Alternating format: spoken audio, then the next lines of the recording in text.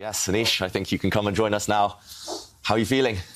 Wonderful. Thank you. Thank you. Here we go. Anish Giri, everyone. Thank you. Yeah. And I'm coming back as well. And Kaya's back with us. Wow, Anish, what an ending. How are you feeling? No, I'm feeling really, really great. I mean, I don't think I've beaten Hikaru ever in a rapid blitz match. But you can buy this moment as an NFT now. Yes. So life's good. I bet you're going to go straight into and just... I'm going to get that one for myself, to be honest. Wow. Can you take us through this final game and your emotions also after, you know, saving that first blitz game? I was extremely lucky. I mean, the start was very tough. And the tough was very start. So really, I mean, the first game and the second also I played really badly. I mean, I thought if I need an excuse, I will use the one that, you know, it's a very new environment. It's really very different from what I've ever played. As my friend mentioned, it's like an esports thing. Yeah, I've never. So that's why also I put the hoodie now, so I look like this, like this esports guy, you know. Yeah, it's so that was my excuse for the start, and then in the blitz I was very lucky in the first game. I'm just looks like dead lost, but he at some point rushed. I think he played it very well, but at some point he had a position I am completely tied up, and he can just slowly improve it. Instead, he won my queen, but then I managed to set up this fortress. Even after I won the queen, it was not so easy, but then I set up the fortress, then I was very happy. And, well, in the last game, he blundered. Yep, so basically. Yeah. Can we take a look at it? Can you guys take us through what really happened here? I do think I'm really better at the end. Like I'm probably have a huge advantage at this point. But I felt somewhere earlier, like before he went knight to d3, let's say maybe move. Sorry, knight in the center of the board there. Try not to use notation. Yeah. No. Sorry, I messed up. We'll let you off once or twice. Okay, maybe I'm already good here. I mean, if I consolidate, I've got this very nice square there.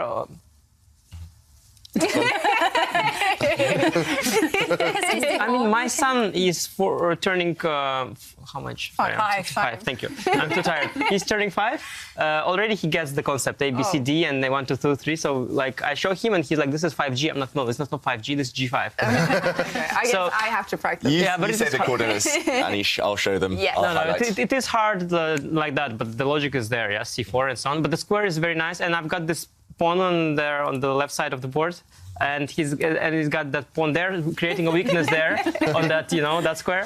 And so this pawn structure, when I've got the horse here, and this pawn's there, and this one on this one, is b7, it's backwards. Like this pawn structure, it gives me some positional edge. But I felt that at some point earlier, I'm not yet stabilized. But as soon as I got stable, I'm doing very well. And then the end game, I've got the pair of bishops, and my king is in the center. My horse on d5 is a monster. And yeah, I'm doing very well, but of course, it would never have been easy if not for a blunder. And in the final position, you mentioned it wouldn't have been easy. Yeah, knight b6 or the other knight b6, maybe knight f6. I don't know. Both look very good. So bring the knights in, maybe. What's the bar? The bar is very much for white, no? Probably. Let's use the human touch. Okay. No, I mean, the thing is, it's hard for me to break through. I control everything, yeah? He cannot activate any of his knights. My only problem is that pawn on the left side is attacked. So I think I would have traded the bishop either with knight f6, which forces takes, and then it's something forced, which looks very good. He probably goes knight f5, then I take twice. I mean, I'm up a pawn. Yeah, I think I would have done that. It looks very good. Yeah. I think the bar must be with me here. Yeah. And knight b6 as well is just dominant. So I do have a very good position at this point. But as I said, you know, with Hikaru, it's very tricky in blitz. It's really better if you blunders rooks. I'm sure.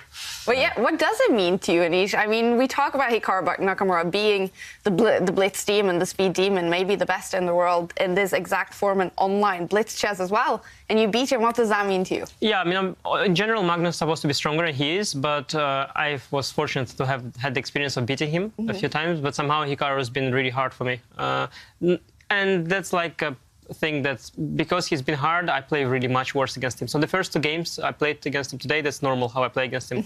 I just there is some kind of in my head very deep that, you know, he's very good, and that prevents me from doing my best.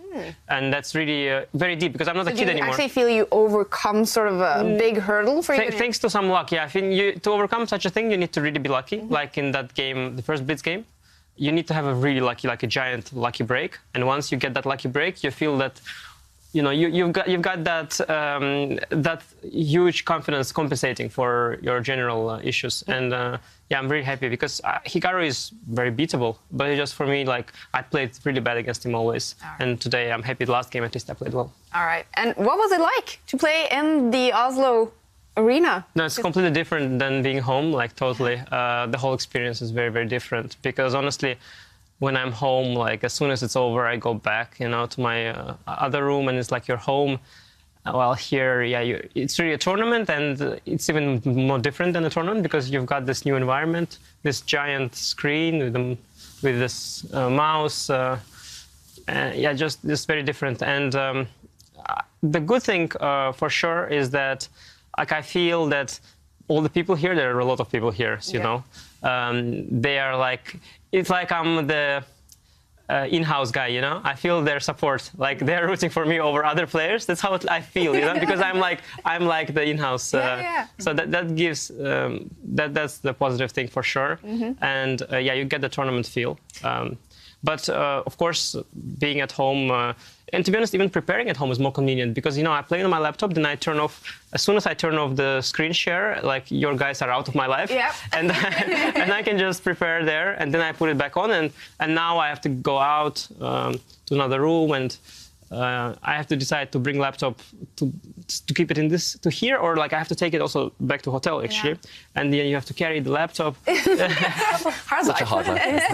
It's heavy laptop, you know. It's really not your so many ultra openings. books. It's really there's a lot of chess knowledge in that laptop. Oh, I can imagine. Now tomorrow though, Anish, I don't know if you're even aware, but tomorrow you're going to be face to face with Jan Christoph Duda on the platform there. What will that be like? Yeah, no, that's pretty cool. I actually thought at first that they would make us play on the board. I thought that would be a logical thing to do, but at the same time, it's more consistent. So everybody plays online, so we also play online. Yep. That makes a lot of sense. So I understand that.